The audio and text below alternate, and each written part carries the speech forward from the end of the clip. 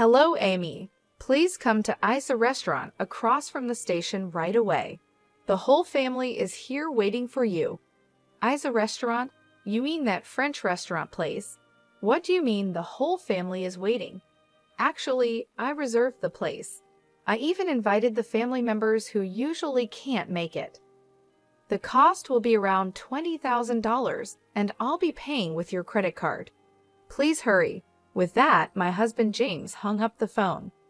Am I paying $20,000? That's ridiculous. I just stood there in disbelief, but honestly, I wasn't surprised. I was just shocked by how foolish my husband was. He really doesn't get it.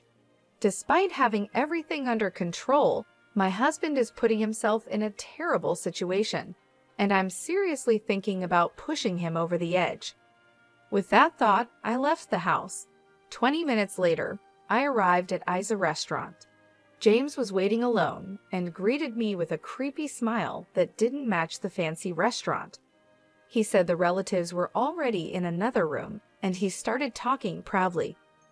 Amy, like I said earlier, I'm going to use your credit card freely. It may seem tough, but a wife's money belongs to her husband. It's only natural for a wife to support her husband, right? You don't have any complaints, do you? I was speechless. This was unbelievable foolishness. According to James, 25 relatives had gathered, and he had booked an expensive meal that cost $800 per person. Isa Restaurant is indeed a French restaurant place, known for offering high-quality meals at reasonable prices. But my husband purposely chose the most expensive $800 option. It's like he enjoys making his wife suffer, completely unaware of the mess he's getting himself into. James seemed pretty pleased with himself in this ridiculous situation, and all I could do was laugh. A wife's wallet belongs to her husband? It's natural for a wife to support her husband? Well, I stopped that a month ago. What? You stopped being a wife? You can't just quit like that. Divorce requires formal procedures. You know that, right? James, you don't understand anything. If you did, you wouldn't have reserved such an expensive place. How do you plan to pay without money? Are you planning to dine and dash? I would never do something so foolish. Let me say it again. I'm going to pay with your credit card. If you don't like it, I'll really make you stop being my wife. Right after he said that, I pulled out a document and shoved it in front of him, showing just how clueless he was. I canceled the credit card a month ago. Here's the cancellation certificate. I brought it because I knew you wouldn't believe me. The card is useless now, so I'll ask again with no money. What are you going to do? Are you planning to run away? What? I can't use your credit card. That's impossible. That cancellation certificate must be fake. After all, the credit card I took was from your purse. If it was really canceled, why would you keep it in your purse? So you're not even hiding that you took it from my purse. I left the canceled card in there because I thought you might try to steal it. You were completely tricked. Poor thing. Amy, what's with that attitude? It's not acceptable for a wife to speak to her husband like that. James thinks he's better than me, so being outsmarted by someone he sees as beneath him must be unbearable. His frustration peaked, and he started raising his voice without caring who heard him. Even though we were in a corner of the restaurant, his voice carried, and the staff began to notice. The place started to buzz with whispers. Looking around, James quickly forced a smile and tried to calm things down, acting like everything was fine, but the whispers didn't stop. James's face turned red with embarrassment, but compared to what was coming, this was nothing. Soon after, my in-laws came over to me. It seems James's loud voice had reached the relatives as well. James, what are you doing? The relatives are all shocked. You're disturbing other guests too. Look, everyone is watching. I just got a little excited. It's nothing serious, so don't worry. It seemed my in-laws hadn't caught the details of our conversation and looked confused, but they didn't say anything more. James was smiling slightly, trying to smooth things over, but he was probably relieved inside that his parents-in-law had shown up. He only shows his true self to me, especially since he works for the company his father runs. In front of him, James always pretends to be the perfect husband. I also looked shocked, just like my in-laws, but James gave me a stern look and silently warned me, "Don't say anything unnecessary. I won't forgive you if you do." I could feel the pressure from him. He has always tried to scare me and control me with force. I used to be afraid and would do what he wanted, but this time I couldn't take it anymore. James inviting the relatives turned out to be the perfect chance to show everyone his true colors. I started talking to my in-laws about who was going to pay the bill. James planned to use my credit card, I explained. He took the card from my purse and reserved this restaurant without asking me. My in-laws were shocked. That credit card was actually canceled a month ago, but James doesn't know that and was planning to use it anyway. He doesn't have any money, so how does he plan to pay? "Wait a minute, Amy," they said, confused. "Are you saying James took your card and planned to pay for today's meal with it?" James said he would cover the cost, which is about $20,000. But if what you're saying is true, was he really planning to make you pay $20,000? That's hard to believe. Could this be a misunderstanding? My in-laws were clearly upset, which is the usual reaction. Even though it sounds unbelievable, it's the truth. Trying to hide what was really happening, James started talking in a cheerful tone with a forced smile. "Amy is mistaken. I plan to treat everyone at my own expense. I'll settle the bill, so don't worry." With those words, James walked over to the cashier to pay, throwing a creepy smile my way. It was obvious he didn't believe that I had really canceled the credit card, even after I showed him the cancellation certificate. After a while, James returned with a smile, and my in-laws seemed relieved that the payment had been taken care of. But I could sense James's tension. He must have been panicking inside, realizing that things were going wrong because the credit card didn't work. That was no surprise, since I had definitely canceled it. The only option left for him was to pay the $20,000 himself, but he couldn't do that. I also knew what he was hiding in that moment.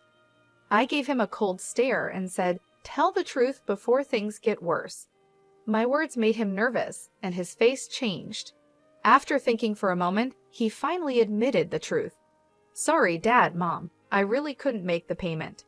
Amy's credit card was actually canceled." "Is that true? Were you planning to use Amy's card to pay?" his parents asked. "It's a misunderstanding," he tried to explain. "It's true I intended to pay today's expenses with Amy's credit card, and I had discussed this with her. I was just shocked to find out the card was already canceled. I apologize, but I'll have to ask for help to cover this myself. I promise I'll repay you." He was mixing lies with the truth, trying to find a way out of the situation with surprising boldness. Then he leaned over and whispered to me, "Why did you cancel the credit card? Are you trying to embarrass me?" "Why? It's simple. I didn't want you to use it without my permission," I replied firmly. "The real issue isn't the embarrassment. It's the fact that you were using the card without my consent." He looked at me, surprised by my bold response, and quickly said, "Be quiet. Don't talk about this here. Keeping a canceled card in your purse just causes confusion."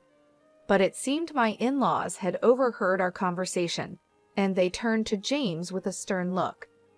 "James, what are you doing? You tried to use Amy's card. Taking it from her purse without permission is unacceptable." "Oh, well, there were reasons," James stammered, struggling to find the right words when his father pressed him. Sensing the opportunity, I decided to explain everything in detail, wanting to reveal his true nature to his parents. For the past year, James has barely been home. At first, I thought it was because he was busy with work since your company is quite large, father-in-law. But then, James started going out even on holidays and missing important dates like my birthday and our anniversary. On top of that, he began paying more attention to his appearance. and started using my credit card witout my permission. My in-laws exchanged worried looks, clearly sensing something was very wrong. I asked James if we could spend more time together as a couple and if he could stop using the credit card without asking me first. But he argued that it's natural for a wife to support her husband and didn't listen. Worse, he even threatened me with divorce and showed me a divorce form he had already signed. "Divorce?" my father-in-law exclaimed in surprise. "Have you been making Amy suffer this much?" my mother-in-law asked, raising her voice. My father-in-law stared sternly at his son, realizing that his belief in James being an ideal husband was shattered. There was still hope that James would admit his mistakes, but instead, he tried to defend himself. "No, that's not it. What Amy is saying isn't true. I need to look after my appearance because I'm preparing to take over as president.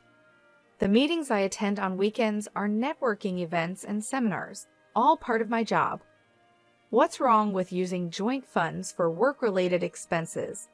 If I stop earning, my wife would suffer too," James said, trying desperately to justify his actions. My in-laws stayed quiet, perhaps finding some logic in James' explanation and hesitating to criticize him. However, I knew the truth and his excuses didn't matter. "Oh, really? Can you still say it's part of your job after seeing this?" I said, deciding to show more evidence to my in-laws. From my handbag, I pulled out a document that listed dates, store names, and amounts spent. "What is this?" they asked. "This is a credit card statement. As you can see, it shows purchases of luxury items for women." "Why would you buy things like that?" I asked, holding up the document. James quickly tried to grab it from me, but I moved his hand away and looked at him, demanding answers. "Why did you buy luxury items for women with my credit card? Cosmetics and jewelry aren't needed for your job, are they? Can you explain this?" Those were gifts for the women at work, for their birthdays. It's important to be liked by women in business, you know. The expense was necessary," James said, sounding unsure. His explanation was confusing, but considering his position at work, there might have been some truth to it. Saying it was for birthday gifts might seem reasonable, but this time his parents didn't believe him. "Whatever the reason, the fact remains you used Amy's card without permission. If it was really necessary, you should have talked it over with her. Buying luxury brands just because female colleagues asked for them doesn't seem believable." "I'm sorry. I apologize for using my wife's card," James finally admitted. "I promise I'll never do it again. Please forgive me," my husband pleaded, making an apologetic gesture toward me and his parents. However, my father-in-law's anger didn't fade easily. He sternly warned my husband, "Just because you're married doesn't mean you can use someone else's credit card without permission. And since the amount is significant, make sure to pay Amy back for the money you spent." "All right, I'll refund the money," my husband said, looking downcast and appearing thoughtful, but I wasn't convinced. Did he really think I didn't know he was still hiding something? This was just the beginning of the real challenge. My husband, his parents, and I headed to the room where the other relatives were waiting. Once there, I took out my smartphone from my bag and pressed the play button. The sudden sound surprised my husband, and he stared at me in disbelief, his face quickly turning pale. The audio was a conversation between him and a woman where he was insulting me, and the woman was saying, "Hurry up and divorce your wife." The family members around us were shocked by what they heard. "James, who is this woman?" I asked. "Oh, well, my husband desperately searched for an excuse." His parents glared at him angrily, and the relatives were horrified by the situation. My husband was now facing another crisis right after the credit card issue, without a moment to recover. "There's no hiding it anymore. You're having an affair, weren't you?" I said firmly. My husband started sweating and quickly shouted, "That's not true. I'm not having an affair. It was wrong of me to speak badly about you, but she's just a friend, and we were just hanging out. By the way, when did you record this? Eavesdropping is illegal. Although he admitted to insulting me, he kept denying the affair and tried to shift the focus onto me, blaming me for recording the conversation. But I wasn't backing down. I explained the facts so he couldn't escape. James, I've been keeping an eye on you for a while. The credit card history made the affair obvious. That's why, while you pretended to go to work, I installed a listening device in your car. A listening device in the car? That's ridiculous. As I said earlier, eavesdropping is illegal. Do you understand that? If it's to gather evidence of infidelity, it's not illegal as long as it's not used for stalking or anything similar. I responded firmly, showing that I wasn't going to back down. I was ready to do whatever it took to uncover the truth, focusing on my own well-being and finding justice in our troubled relationship. My husband fell silent, realizing he couldn't justify his actions, but he still couldn't admit the truth. Instead, he turned to his parents and relatives, saying, "Everyone, please don't believe what she's saying. She's trying to trap me. I haven't been unfaithful." Sighing, I tossed a document in front of him and the relatives. "What is this?" he asked, looking uneasy. "What do you think it is? It's a demand for compensation." As soon as I said that, my husband's face turned pale. The document was a compensation claim I had sent to his mistress. Through an investigation, it was confirmed that he was having an affair with a woman named Lily. So I went to Lily and demanded compensation from her before coming to him. "You met Lily directly and demanded compensation? What were you thinking?" My husband was so shocked he couldn't speak. But really, he had no right to blame me while ignoring his own mistakes. Surprised? But she told me everything. She didn't hide your wrongdoings. You were buying luxury items for her with my credit card, weren't you? The excuse about gifts for female employees was obviously a lie. It was all for her. Lily admitted everything, and because of my credit card, she agreed to pay compensation.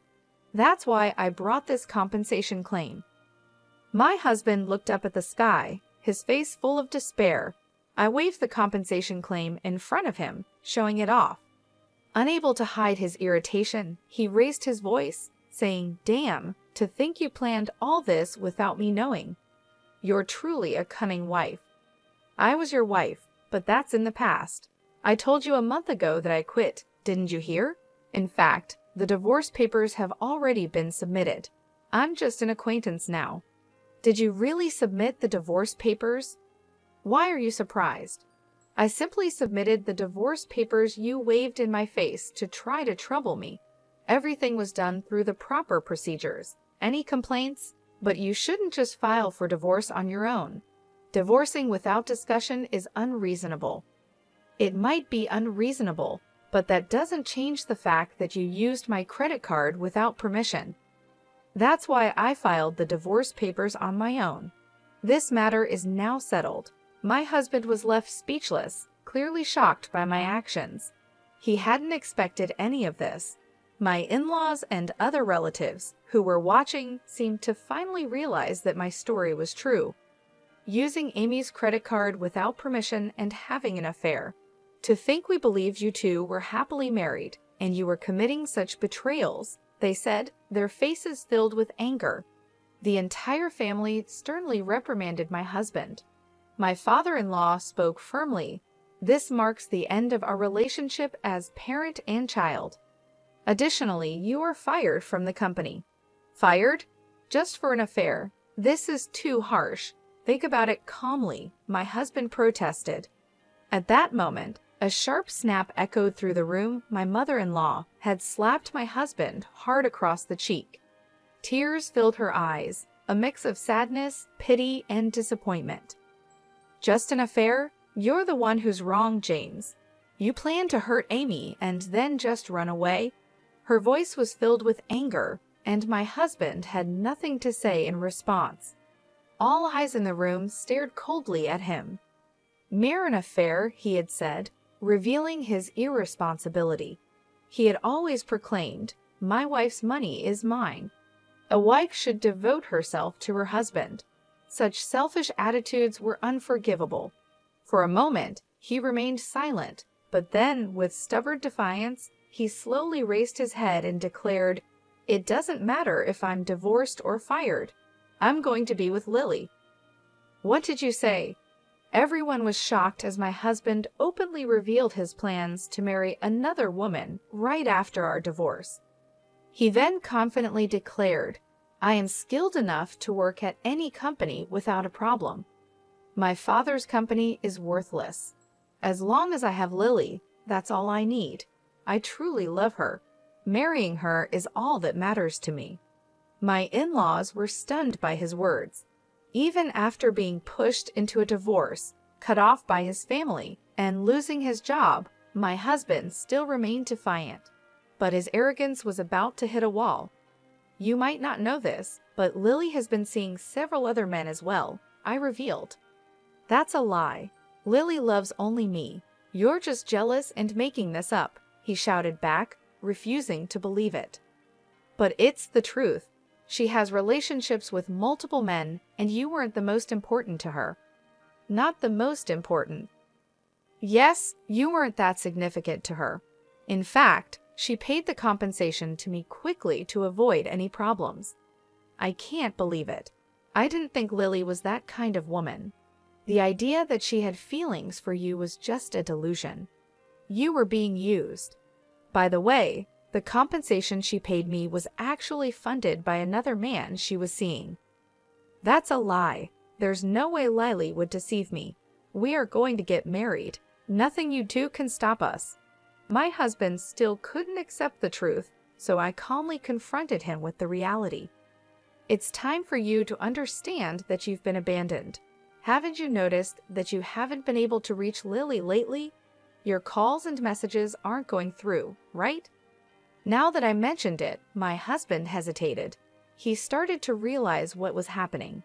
"In short, you are no longer needed. You've been blocked." "I am no longer needed." "Yes, exactly. Do you understand now? There's nothing left for you. This is what happens when you deceive others." After hearing this, he collapsed to his knees and bowed his head. "Please, Amy, I'm truly sorry. Please forgive me," he pleaded. It seemed he finally realized his situation. "Please reconsider the divorce. Please reverse the firing," he begged, bowing repeatedly to me and his parents. But everyone had already moved away from him. "It's too late for apologies now. I will demand a fair division of our property and the money you wasted using my credit card. A person like you is just a nuisance to any organization. If you think you can work somewhere else, go ahead and try. It will be worthless. Please don't leave me like this. I'm reflecting on my actions. Can I have just one more chance?" he continued, his voice filled with tears. He appealed to his father, but my former father-in-law, having given up on his son, ignored him and hurried out of the restaurant. His wife followed, and the relatives also began to leave, showing no further interest in my husband. "Well, I'll settle the payment then," I said. "What? You're paying the $20,000? he asked in disbelief. "Of course, I'll bill it later," I replied with a sweet smile. He muttered something as he collapsed onto his knees. Today, because of my retaliation, became the most painful day for him.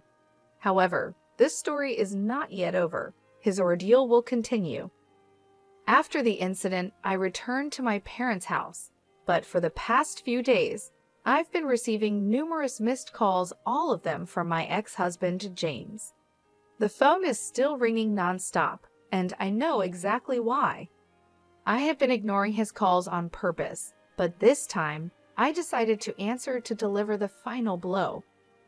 "Amy, you finally answered. Please help me. I'm really in trouble," James pleaded.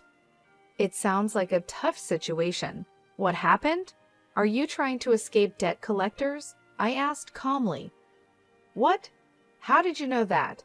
Did someone tell you?" he replied, shocked. "No, I found out on my own." "James, you've racked up a lot of debt, haven't you? Not only were you giving money to your mistress, but I also heard you've been paying your coworkers to do your job. Despite their refusals, you forced them by using your position as the boss's son. You used underhanded tactics to keep up appearances at the company, enjoying affairs in your free time, and took on debt just to live how you wanted. Such foolish actions. On the day the family gathered at the fancy restaurant, when it was discovered that the credit card had been canceled, James had no choice but to pay the $20,000 himself. But I knew he couldn't do it. I had already found out about his significant debt. James, this is all the result of your own actions. But you're capable, aren't you? Leaving your father's company shouldn't be a problem, right? Well, the truth is, I haven't found another job yet. All my interviews have been unsuccessful, and I'm being chased by debt collectors. It's wearing me down mentally, he confessed. That's exactly what I expected from someone who pushed their work onto others to make themselves look good. Even if you find another job, it won't last. Don't you get that? My words hit him hard, and he couldn't respond. Unless he reflects on his actions and changes his ways, he'll keep making the same mistakes over and over. If things continue like this, he'll only face more misery, even without my intervention. Amy, I truly regret everything. I should have valued you more and worked sincerely at my father's company. But I neglected all that. I'm genuinely sorry. Won't you consider starting over with me? He begged. I must say, it's impossible to try again. I believe people can change, but some actions are unforgivable. You didn't just deceive me. You deceived many others who trusted you. You need to pay the price for that. And of course, you will fully repay the property division and the money you misused. Escaping is not an option. After hearing the silence on the other end, I calmly ended the call. 10 days later, I heard more about James's recent situation from my former in-laws. As expected, he hadn't found a stable job and ended up asking his family for support. I need help because we're family. Is it okay for your son to end up like this? He pleaded desperately. It was frustrating to see him ignore and deceive his family and relatives, only to turn to them for help when he was in trouble. His self-centered behavior is something I've always noticed. James has lived comfortably because of the help and support from those around him, but I've never heard him express any gratitude. If I had seen his true nature before getting married, I would have never gone through with it. I deeply regret enduring everything alone, without asking anyone for advice. If I had reached out to my in-laws or other relatives sooner, maybe my future would have turned out differently. From now on, I'll be more honest with myself, aiming to become stronger and more determined. It's time to say goodbye to the weaker version of myself and step forward with a firm resolve into a new beginning.